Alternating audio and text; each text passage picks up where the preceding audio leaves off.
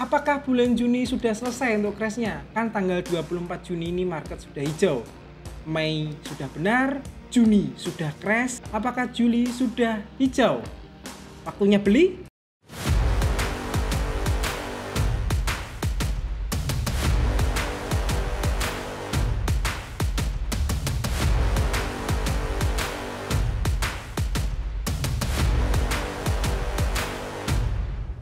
Halo semuanya, kembali lagi channel Cukang Pumping.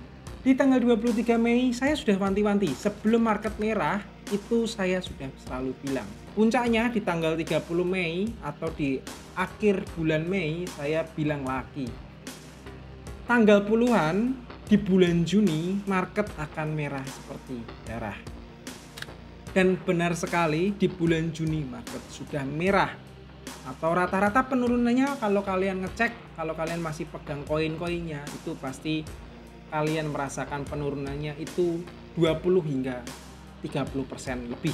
Nah, di tanggal puluhan di bulan Juni saya juga sudah memberikan wanti-wanti bahwa Ethena akan turun di bawah harga 5.000. Itu 12 Juni. Tepat di 12 Juni itu harga Ethena kalian bisa cek sendiri itu harganya masih 6.000. Siapa yang berani berprediksi bahwa Ethena akan turun di bawah 5.000? Itu signal Juni 12. Tetapi kalian bisa lihat di 24 Juni ini saya record itu harga Ethena 4.000 sekian. Berarti prediksi saya yang memberikan clue bahwa Ethena turun 5.000 itu benar. Jadi pertanyaannya kembali lagi. Juni sudah crash, Juli apakah hijau? Kalau saya nilai Juli awal hingga pertengahan itu masih merah. Tapi bang, kan Ethena sudah turun 36%, Doge juga turun dalam, PP juga turun dalam. Saya nilai belum bro, ini belum turun, ini masih normal, penurunannya normal. Bitcoin juga belum turun dalam kan, jadi ini masih belum turun dalam. Kenapa saya masih bisa berprediksi seperti itu, bahwa Juni merah, Juli pun masih merah di awal hingga pertengahan nanti?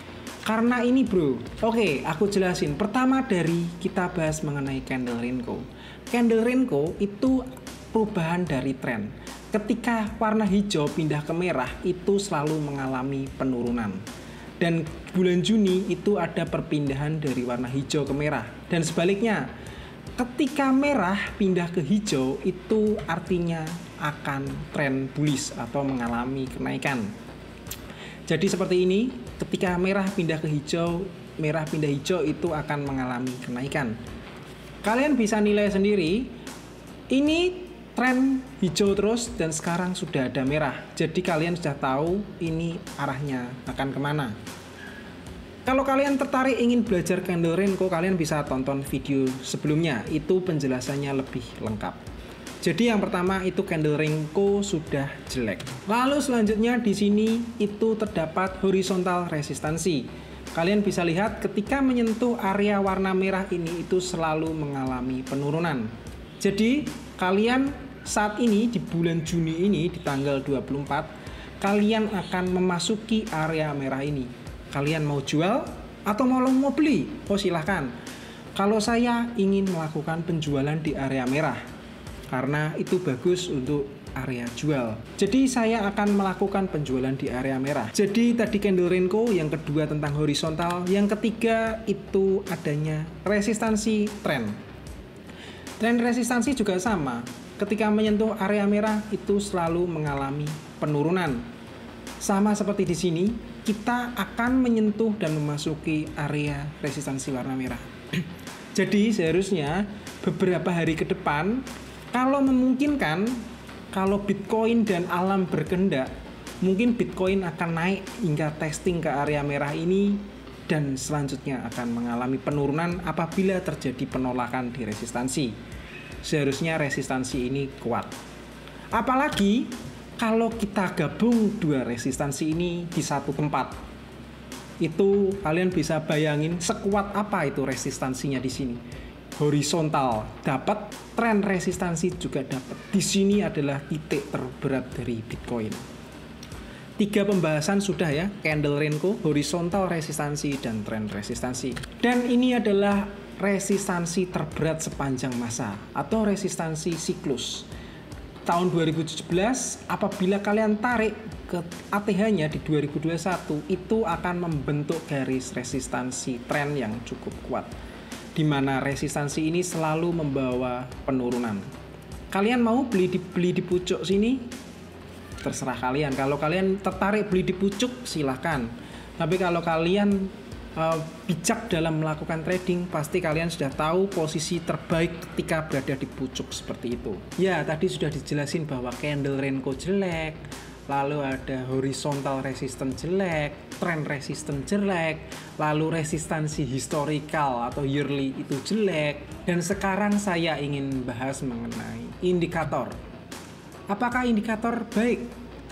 Kalau dilihat, saya kok belum menemukan titik baiknya. Nah, kalau kalian bisa lihat di sini, itu saya kok belum menemukan titik di mana Bitcoin itu bullish dalam waktu dekat ini ya, dari bulan Juni sampai Juli.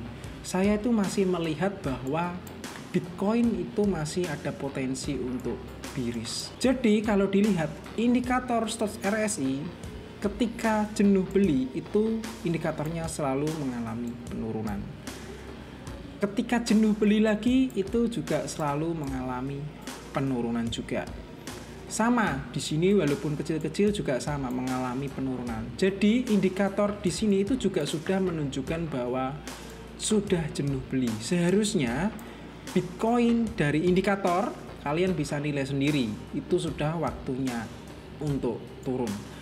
Seharusnya indikator turun, price pun ikut turun. Jadi kalau saya lihat indikator pun juga sudah menunjukkan jelek. Jadi kalau saya nilai bulan Juni hingga Juli pertengahan nanti itu masih terdapat bearish. Jadi kalau Bitcoin nanti turun, itu penurunannya cepat dan tajam.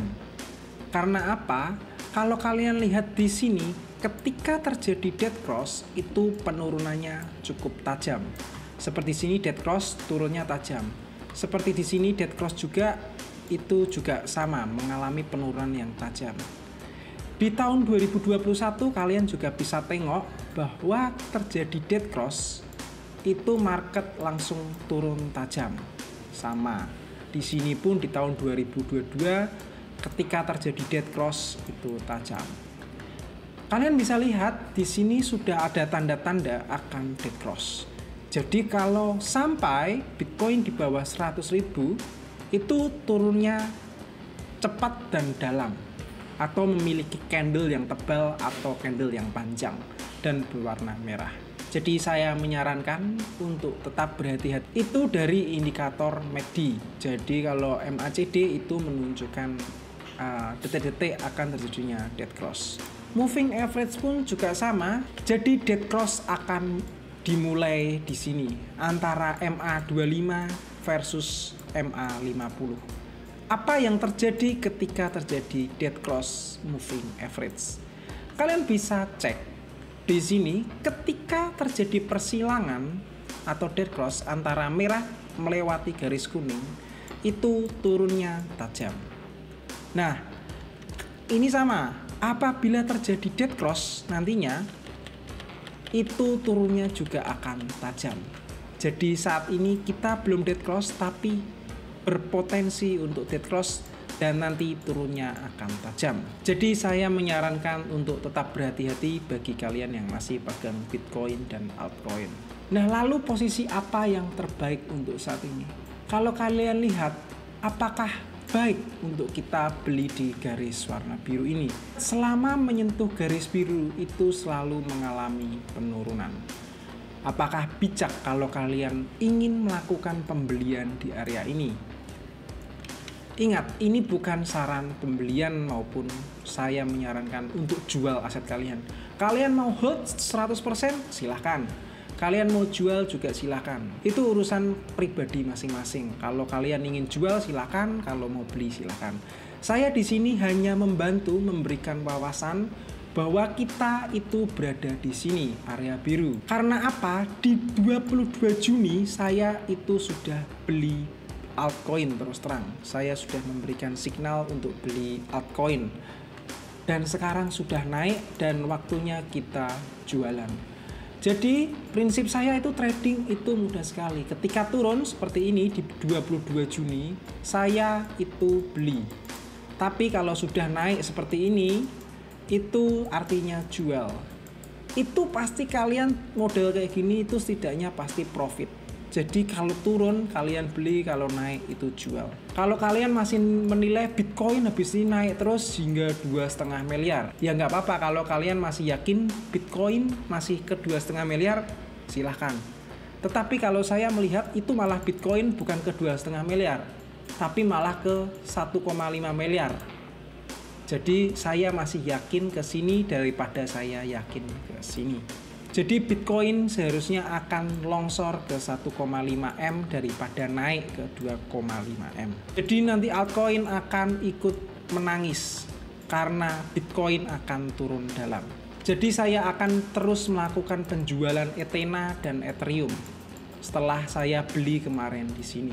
Jadi kesimpulannya, di bulan Juni ini sampai pertengahan Juli nanti seharusnya itu masih crash, atau Bitcoin itu masih terjadinya penurunan atau downtrend atau bearish atau market merah. Kemungkinan di bulan Juli akhir nanti ketika tidak ada news-news yang macam-macam, seharusnya Juli itu kita sudah mulai hijau. Dan hijau terus hingga bull run sampai akhir tahun nanti. Apakah prediksi di 23 Juni ini akan benar kembali seperti prediksi di bulan Mei kemarin? Boleh percaya, boleh tidak. See you!